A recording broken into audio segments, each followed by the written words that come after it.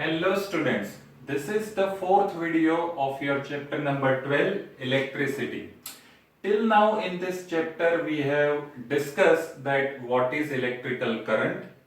Current is the flow of charge inside the conducting wire. Then in the next video we have seen what is electrical potential and potential difference. The potential or potential difference is the cause due to which the charges flow inside the wire.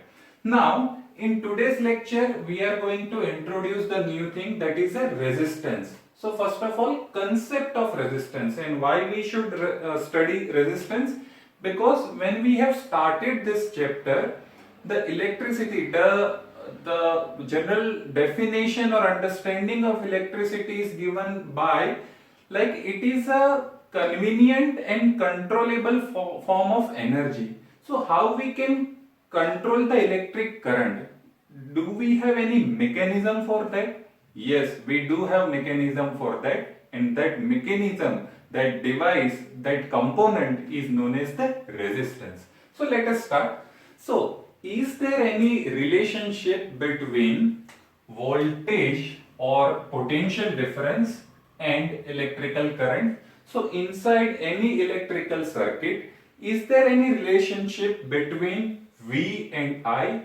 Let us discuss with the help of one activity. So here one electrical circuit is given in which there are four cells. So this is a battery, then there is a ammeter, key, and there is a nichrome wire. Nichrome is a alloy which is made up from the combination of, let's say, nickel, chromium and iron. So here nichrome wire is connected and the voltmeter is connected across this nichrome wire. Ammeter is also connected. Now what we are going to do in this activity is we are connecting one cell at a time inside this circuit. So there are four different cells and let's say each cell is of 1.5 volt. So let's connect first cell. So circuit is completed and current is flowing from positive to negative. Okay, so here the circuit is completed and current is flowing. Now here one table is there in which we have to measure the reading of the voltmeter and ammeter. So initially when only one cell is connected, okay, so the voltage value is 1.5 volt. Let us presume that current value is 1. Okay. Now repeat this activity with two cells. So rather than connecting one cell, I am connecting two cells. So what would be the total voltage? It is 1.5 plus 1.5. So it is now 3 volt. And let us presume that current flowing in this circuit, the ammeter reading is 2 ampere. Connect third one. Plus minus. So here the voltage 1.5 plus 1.5 plus 1.5. So it is 4.5 volt and let's say current is 3 ampere. And lastly here let's say all four cells is connected to the circuit. So here the total voltage of the circuit is 6 volt and current is 4 ampere. Now here one more column is there which is the ratio of voltage to current. So ratio 1.5 divided by 1 is 1.5. 3 divided by 2 is 1.5. 4.5 divided by 3 is also 1.5 and 6 divided by 4 is 1.5. So do you observe any particular pattern over here, that ratio of voltage and current is always remain constant? So here the value of V upon I is always constant. So I can say that there is a relationship, there is a linear relationship between voltage and current. So here when I draw a graph, here in graph on the x-axis I have taken current and on the y-axis I have taken voltage. So when voltage is, let's say current is 1 ampere, voltage is 1.5, current is 2 ampere, it is 3 ampere, 4.5 volt and 4 ampere, 6 volt. So I am getting 4 different points, and by connecting these 4 different points I am getting a linear line. So the relationship between voltage and current is linear. So mathematically I can say the current flowing through any circuit is linearly proportional to potential difference across that 2 points. Current flowing through any circuit is linearly proportional to potential difference or voltage across that 2 points. So you know, in the terms of mathematics, when we have to remove this proportionality constant, we have to introduce a constant. So this constant is resistance. So resistance is defined as the V over I.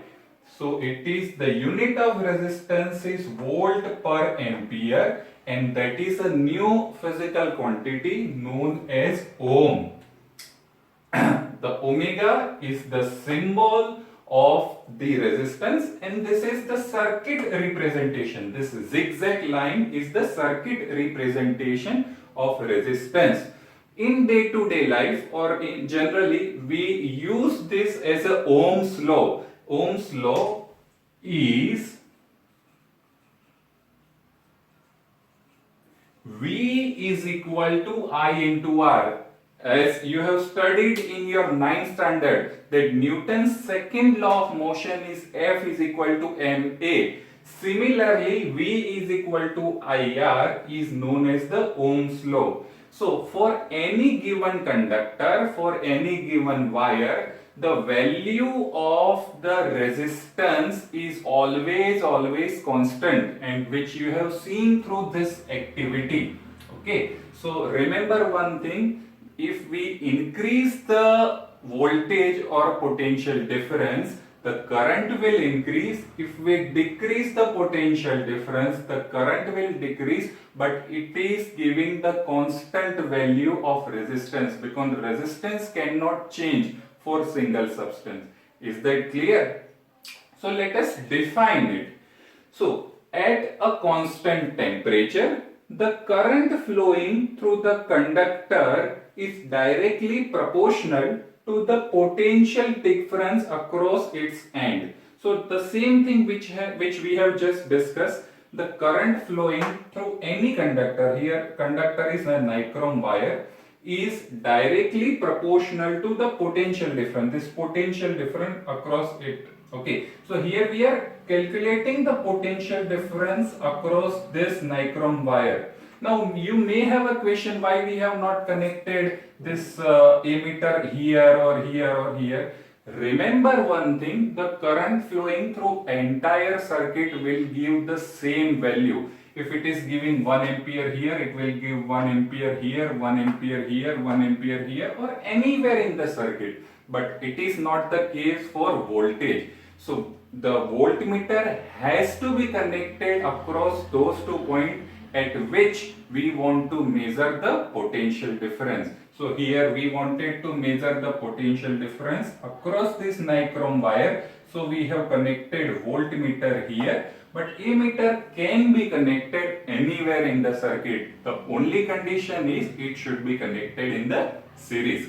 Let us proceed further. So from this mathematical expression and from this definition, we can also define, like we have defined 1 ampere and 1 volt, we can also define what is the definition and mathematical expression or mathematical expression of 1 ohm. So if the potential difference across 2 ends of the conductor is 1 volt and the current flowing through it is 1 ampere, then resistance R of conductor is 1 ohm. So if the left hand side of this equation has to become 1, then numerator should also be equal to 1, and the denominator also should be equal to 1. So 1 ohm is equal to 1 volt per 1 ampere. Is that clear? Let us move further. Let us discuss the another activity. In this activity, what we have done, there is a circuit in which the 6 volt battery is there, then key is there, and ammeter is there. Okay, here the value of voltage is constant. The 6 volt is constant. Okay, and there is a gap here between X and Y. And what we are going to do in this gap is we are going to connect first nichrome wire here and then a bulb or a tungsten wire here, and we are going to measure the readings. Okay, so let us start. First of all, let me connect the nichrome wire here. It is a nichrome wire. So what has happened here? Here the value of the voltage is constant, and let's say the value which ammeter reads is, let's say, 2 ampere. So we have this formula, R is equal to V upon I, or V is equal to IR. So value of resistance R is equal to V upon I. V is always constant 6. The current measured is 2. So value of resistance here is 3 ohm.